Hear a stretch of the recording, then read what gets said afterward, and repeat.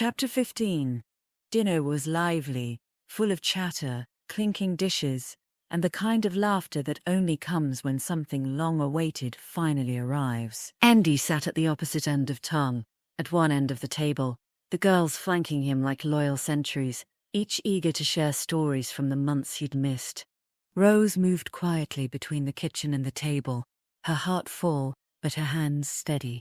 She caught Andy's gaze more than once, and each time, he gave her a small, knowing smile. It was the kind of smile that said, "I see you," even in a room full of noise. After the last slice of pie had been served, and the girls had begun to yawn and lean against the adults, Andy stood.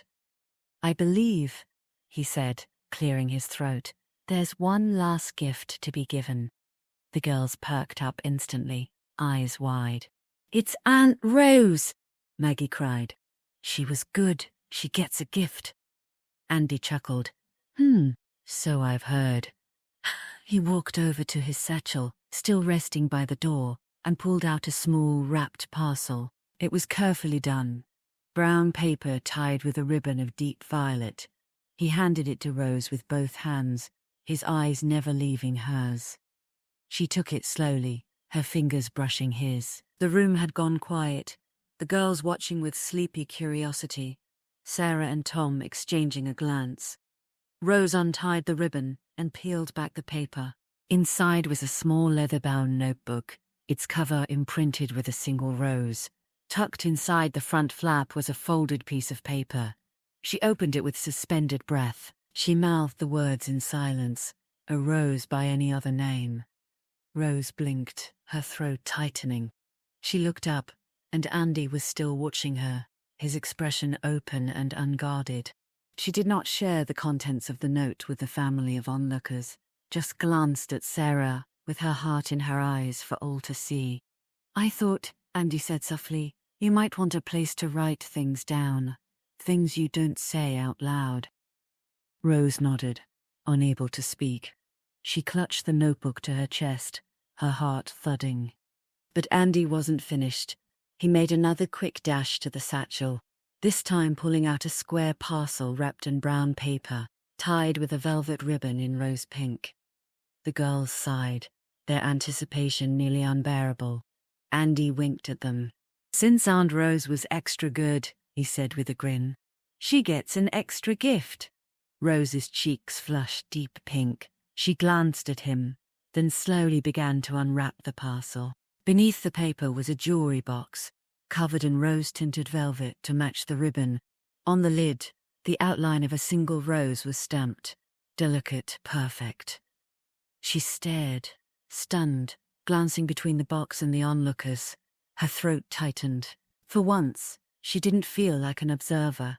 She felt like the only person in the room.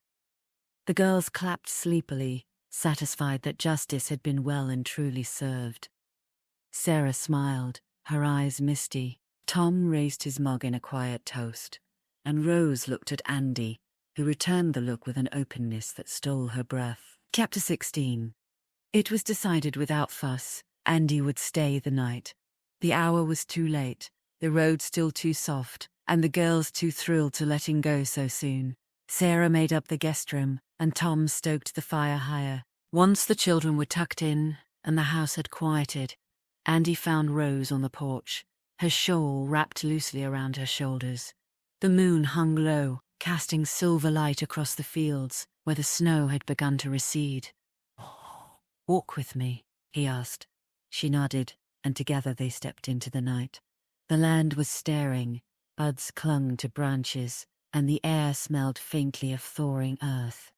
The silence between them was gentle, warm, and pregnant with anticipation. "I stayed longer than I meant to," Andy said finally. "Longer than I wanted." Rose looked at him, her voice soft. "Why did you?" He hesitated, then spoke.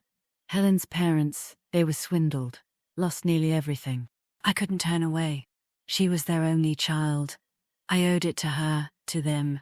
Rose nodded slowly, understanding. But a small jolt of jealousy flickered in her chest, sharp and uninvited. "That's why I couldn't ask you to write back. I was traveling, sorting things out. I couldn't be sure where I would be staying next. He turned his head, looked directly at her. I'll always feel some responsibility for them. I hope that you can understand that, Andy added, not apologizing, just stating a truth. Rose didn't speak. She didn't need to. He saw it in her eyes. I owe you something else too, he said, stopping beneath an old elm tree. The rest of the Rhine. Rose's breath caught. Another gift, another promise fulfilled. Roses are red, violets are blue. Andy began, his voice low. My Rose no longer lives under a hat. Instead, she walks with grace, with fire and light, and she kept my heart through the coldest night. Her eyes misted. Tears slipped down her cheeks, silent and sudden. Andy reached for her hands, holding them gently. It's just a silly rhyme, I know.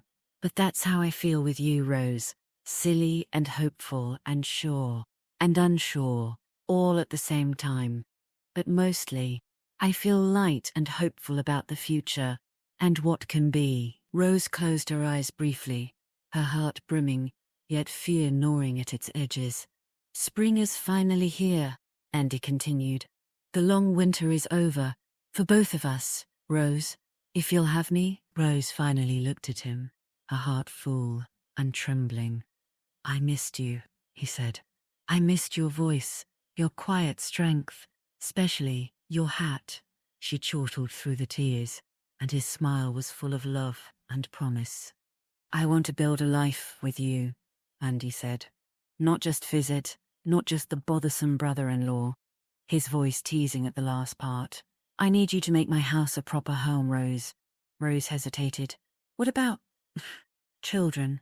She asked, her voice barely above a whisper. I didn't manage to fall pregnant before. Andy stepped closer, his gaze steady. Then we'll build a life full of love, no matter what shape it takes. I want you, not a future you feel you have to promise me. I want only you, my Rose. I never expected to feel this way again, ever. Are you sure, Andy? And what if people find out about my past? They'll talk. Andy stepped even closer. Rose felt dizzy with the nearness of him.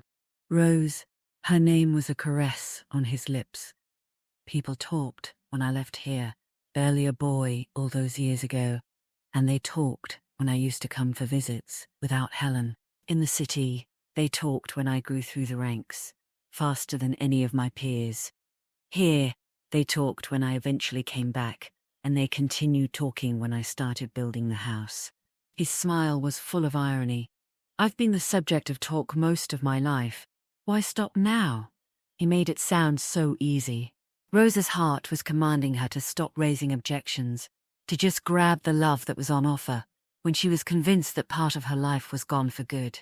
But her heart was brimming with so much love for him, so much so that she wanted to make it easier for him to take the less complicated fork in the road. What if they think I'm just after your money? I don't even know how wealthy you really are, but I suspect you must be. Andy brought her fingers to his lips and gently kissed her knuckles. Then I'll spend it all on jewelry for you, and you can be the one with money. That way, they can gossip that I'm being kept by my wealthy wife. Besides, money didn't bring happiness before. I won't make that mistake again. Rose's tears came freely now, but they were no longer heavy. She leaned into him, and he wrapped his arms around her, holding her as the wind rustled the trees and the stars blinked above. Andy, she whispered into his shoulder, how is it that you're so unbothered by what people think? Most people aren't. My parents are not. He stroked her hair with the same gentleness he reserved for the girls. When he spoke, his voice was raw with tenderness. Because I know who I am now, and I know who you are. Once you truly know yourself, you don't need the rest of the world to tell you otherwise. Rose clung to him, and for the first time in a long while, allowed herself to believe that love could be a shelter again, a place in the snow where even a fragile rose may survive, a place where promises are whispered and honored. She nodded, the tears now flowing freely on their own accord. Andy's arms tightened around her, his lips finding hers like a man starved for so much more. Rose allowed herself to lean fully into him, surrendering to the warmth of his embrace. In that moment, she knew she had landed safely in a frozen land, where hope seemed impossible. Yet, against the odds, a fragile rose was permitted to bloom, and in that quiet field, their spring truly began. The end.